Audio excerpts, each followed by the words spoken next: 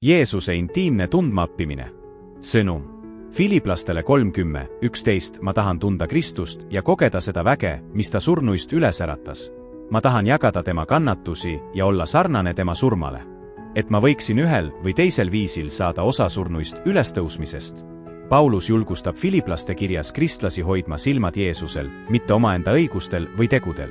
Ta teab, et kui kellelgi oli põhjust oma seaduse täitmise üle uhkustada, siis just temal. Ta oli kirglik juut, lugupeetud juhtide seas ja elas reeglite järgi sõna otseses mõttes veatult. Ometi ütleb Paulus, ma loen kõik kahjuks võrreldes selle üleväärtusliku tundmisega, et ma tunnen Kristus Jeesust, oma issandat. Kui Paulus sai kristlaseks, kaotas ta oma mõjuvõimu juudi juhtide silmis. Inimesed, kes teda varem kiitsid, hakkasid nüüd teda taga kiusama.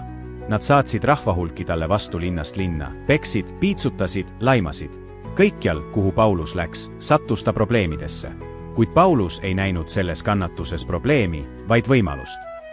Kannatada Jeesuse pärast tähendas talle saada Jeesusele lähedasemaks. Selle kaudu mõistis ta veelgi selgemini, mida Jeesus igaühe eest läbi elas.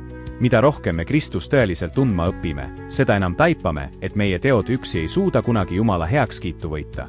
Ainus viis, kuidas me Jumala ees õigeks saame, on usk tema pojasse. Ja meie usu tõendiks on valmisolek teda järgida, isegi kui see toob kannatusi. Kas tahame Jeesust tunda nii nagu Paulus?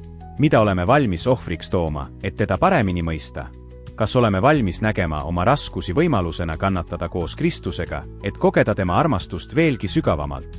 Mida kauem loobume oma õigustest, et armastada, andestada ja teenida teisi, ükskõik mis see meilt nõuab, seda rohkem mõistame, kui väga Jeesus meid armastab, ja ka oma usku. Jumal armastab sind väga. Ta tahab sind intiimselt tunda. Mis on sinu järgmine samm, et tundma õppida teda veel sügavamalt? Millest pead loobuma, et mõista paremini tema suurimat ohvrit? Jaga oma mõtteid usaldusväärse sõbra või pereliikmega. See aitab sul iga päev elada Kristuse sarnast elu. Palve, kui kohtan raskusi. Jeesus, sa näitad mulle iga päev, milline on tõeline ja tingimusteta armastus. Sinu ohvrimeelne surm avas mulle tee igavesse ellu koos sinuga, kus kannatusi ühel päeval enam pole.